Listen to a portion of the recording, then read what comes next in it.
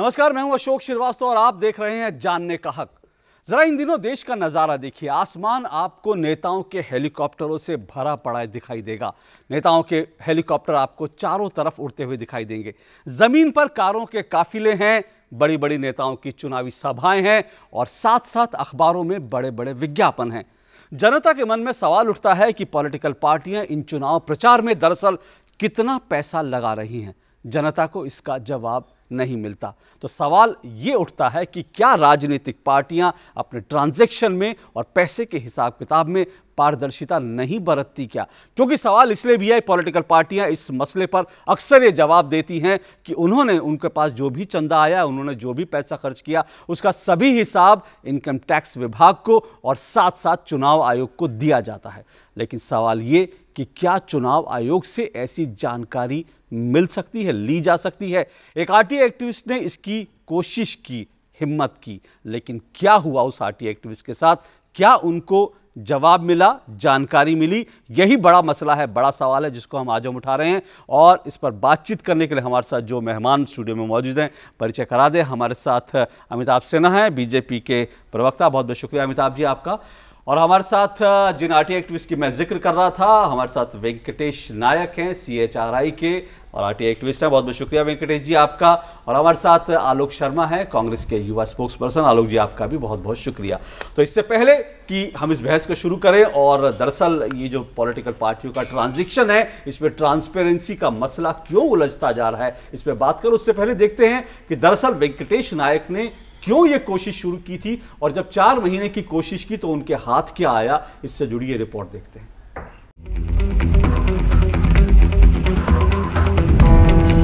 देश का सबसे बड़ा चुनावी महाकुंभ अपने आखिरी दौर में है।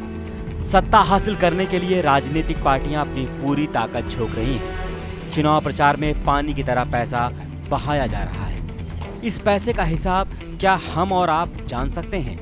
शायद नहीं।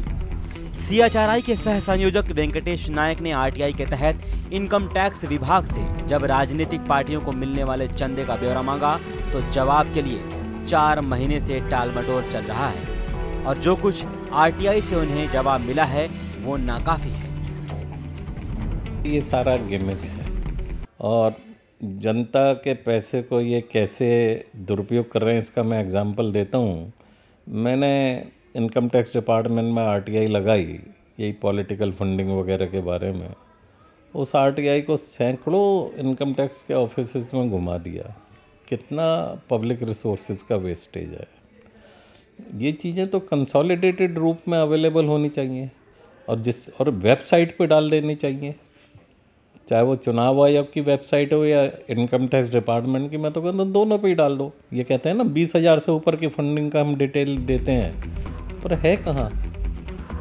पारदर्शिता का दम भरने वाले, भ्रष्टाचार को खत्म करने की बात करने वाले राजनीतिक दल खुद इसमें सबसे पीछे नजर आते हैं। राजनीतिक दलों पर पारदर्शिता का सवाल उठता है तो पार्टियां चुनावी खर्च का ब्यौरा इनकम टैक्स विभाग व चुनाव आयोग को देने की बात करती हैं, लेकिन अगर आरटीआई से इसका ब्यौरा हासिल करने की कोशिश की जाए तो नहीं मिलता, क्योंकि पॉलिटिकल पार्टी शायद खुद पारदर्शिता से दूर रहना चाहती है।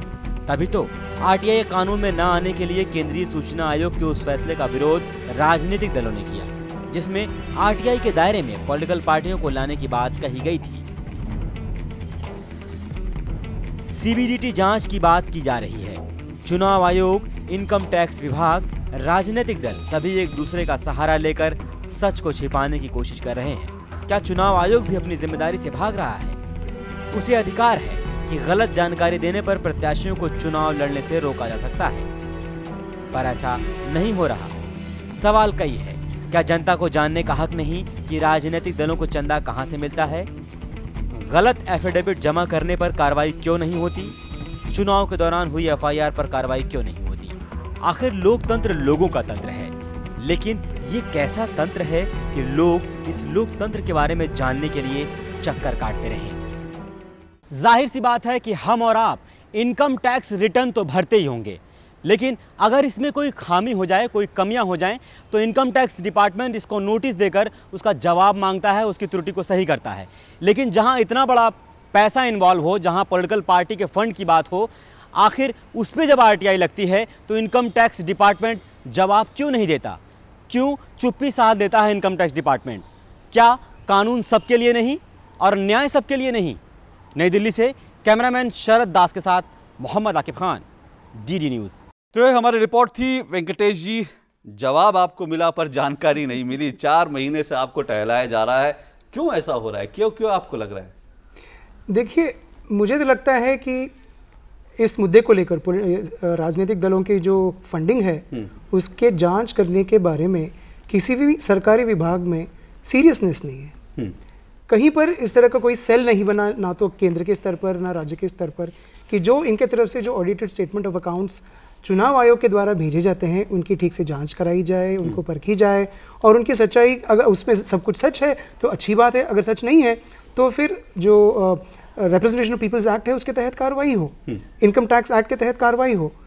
लेकिन इसके बारे में कोई भी जिम्मेदारी लेने के लिए तैयार नहीं है। कुल मिलाकर जो मेरा आरटीआई का जो इंटरवेंशन था उसका नतीजा यही बता रहा है कि सरकार के अंदर कोई भी इस मामले को लेकर सीरियसली काम करना नहीं चाहता और चुनाव आयोग के पास इस तरह की शक्तियां नहीं है कि उनके पास जो ऑडिटेड स्टेटमेंट ऑफ अकाउंट्स या कंट्रीब्यूशन रिपोर्ट्स जो आते हैं राजनीतिक दलों के, उनको जांचे। मैं आलोक जी, अगर आपसे पूछूं, इन्होंने कहा गंभीरता नहीं है, पर आम पब्लिक को लगता है गंभीरता का मसला नहीं, बल्कि शायद यह है कि पॉलिटिकल पार्टियों का, सत्ता में बैठे लोगों का दबाव इतना रहता है कि वो जानकारी निकल नहीं सकती, वो जानकारी निकलती नहीं। देखिए अशोक जी, आज कोई भी विभाग किसी के दबाव में काम नहीं करता है। मैं जैसा समझ पाया हूँ अभी तक कांग्रेस पार्टी ने ही सूचना का अधिकार भी दिया था उन्हीं के कार्यकाल के अंदर, और जिस तरह से सूचना के अधिकार से ही बहुत सी चीज़ें सामने आई हैं, मैं समझता हूँ कांग्रेस पार्टी हमेशा ट्रांसपेरेंसी के पक्ष में रही है। जहाँ तक बात है किसी विभाग की सीरियसनेस की, कोई अधिकारी सीरियस नहीं था तो ये एक एडमिनिस्ट्रेटिव मैटर है। मैं समझता हूँ पॉलिटिकल इंटरफेरेंस की वजह से कोई अधिकारी एक सीरियस नहीं रहा हो, मैं इस बात से अपने आप को थोड़ा सा अलग महसूस करता हूँ। जहाँ तक बात ट्रांसपेरेंसी की है, 2-3 मुद्दे हैं इसके अंदर। एक तो फंडिंग की बात आपने की कि भाई फंडिंग कहाँ से आती है, कैसे आती है। हर पॉलिटिकल पार्टी, चाहे हम हों, चाहे भाजपा हो, चाहे अन्य दल हों, हम सब इनकम टैक्स रिटर्न भी फाइल करते हैं और कहाँ कहाँ से पैसा आता है, 20,000 से ज़्यादा का जो फिगर है वो सोर्सेज भी डिस्क्लोज किए जाते हैं।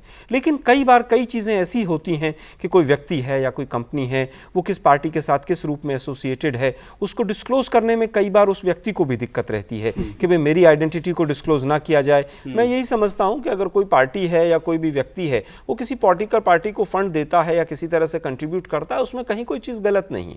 अमिताभ जी, इस पूरे पिछले कई सालों में हम अगर देखेंगे तो बीजेपी लगातार कांग्रेस पे ये राजनीतिक हमले करती रही है कि कांग्रेस ने एक एक करके सभी संस्थाओं की जो ताकत है उसको कमजोर कर दिया, सब संस्थाओं को अंदर से खोखला बना दिया। ऐसे आरोप बीजेपी लगाती रहती है।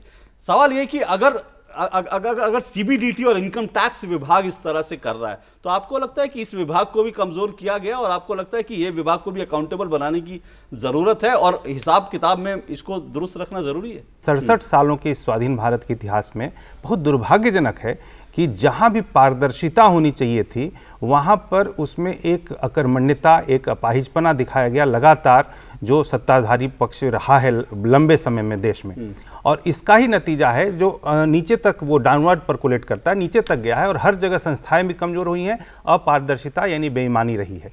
अब जैसे राजनीतिक फंडिंग की आपने बात की, जो राजनीतिक पैसे आते हैं उसके लिए सबसे पहले मैं आपको ध्यान दिलाऊं तो 2001, 2, 3 और 4 ये 4 सालों में लगातार एनडीए के शासन में, जब भारतीय जनता पार्टी शासन कर रही थी, उस समय प्रयास किया पहली बार भारत में कि जो फंडिंग है वो फंडिंग पारदर्शी बने।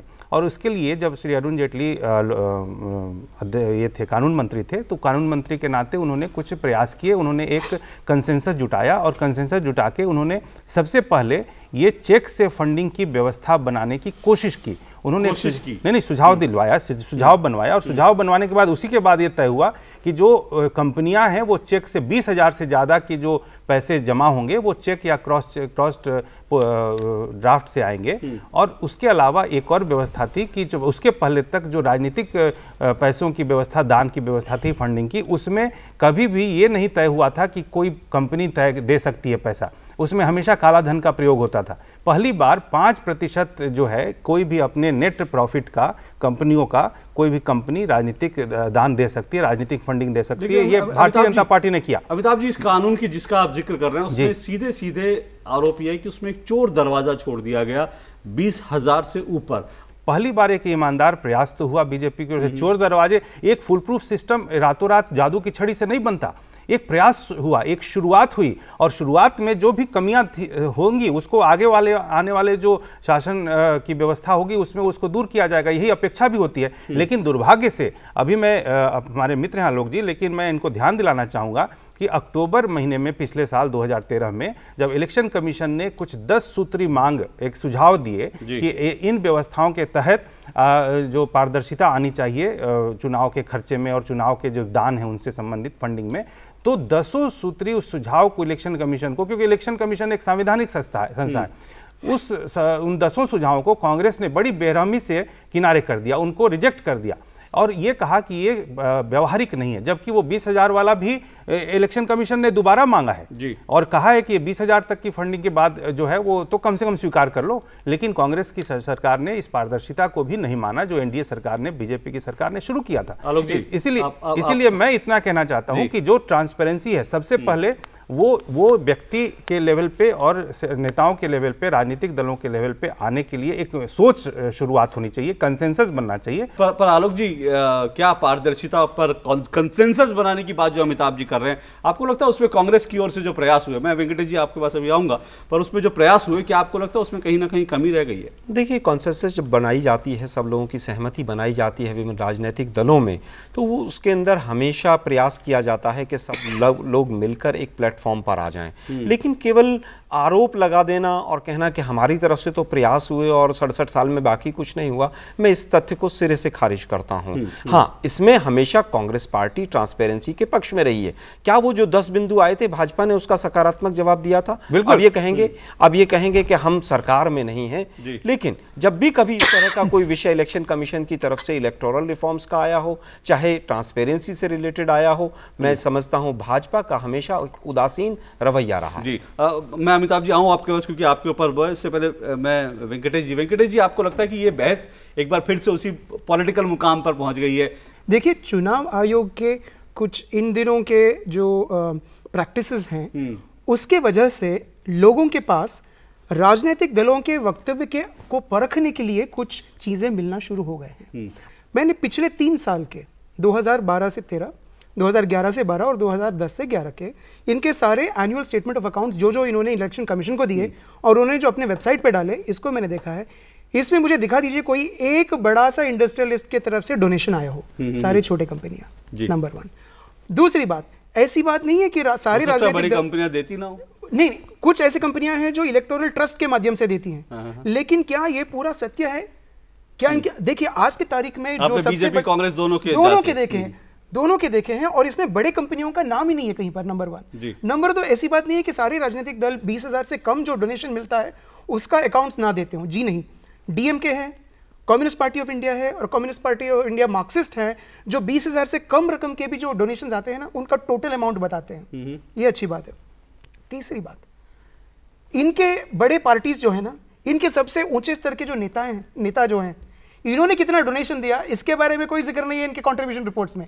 हालांकि कुछ ऐसे छोटे राज्य स्तर के दल हैं, जैसे डीएमके हो गया, उन्होंने साफ साफ लिखा है करुणानिधि जी ने कितना कंट्रीब्यूशन दिया और कोई लीडर है कितना कंट्रीब्यूशन दिया। तो इनके कांग्रेस के सबसे उच्च कोटि के जो नेता हैं, एमएलएज और एमपीज को छोड़ दीजिए, उनका तो है, लेकिन सबसे हाई कमांड जिसको बोली जाती है, उनकी तरफ से क्या कंट्रीब्यूशन है, इनके रिपोर्ट में कोई जिक्र नहीं है। बीजेपी की तरफ से इनके जो सबसे ऊपरी जो लीडरशिप का जो ग्रुप है, उनके तरफ से क्या कंट्रीब्यूशन है, इसके बारे में कोई जिक्र नहीं है। और कुछ अत्यंत बातें जो निकल के आई हैं, समाजवादी पार्टी, इनको 1 साल में कंट्रीब्यूशन मिला वेस्ट बंगाल से जी, केवल एक परिवार से तकरीबन 3.5 करोड़, एक महिला और एक पुरुष के नाम से। और वो कौन से बैंक से वो पैसे गए? वो बैंगलोर के बैंक से पैसे गए। आज की तारीख में अगर आप इनका कुल वार्षिक आय देखेंगे, सबसे ज्यादा कांग्रेस का है पिछले साल का, कुछ 2012 से 13 का कुछ 108 करोड़ रुपए का इन्होंने आय दिखाया था। बीजेपी का 2012 से 13 का इन्होंने जमा किया है कि नहीं पता नहीं है, क्योंकि उसका रिपोर्ट इलेक्शन कमीशन की वेबसाइट पे नहीं है। 11 से 12 साल का है, लेकिन थोड़ा कम रकम है, सबसे ज्यादा कांग्रेस का है। लेकिन आज के तारीख में जो अखबार में जो इश्तेहार आ रहे हैं, जो चुनावी खर्च हो रहे हैं, इनका जो आप एक अगर ये एस्टिमेशन लगाएंगे, अनुमान लगाएंगे, तो उसमें और इनके आय में कोई समानता नहीं दिखेगी।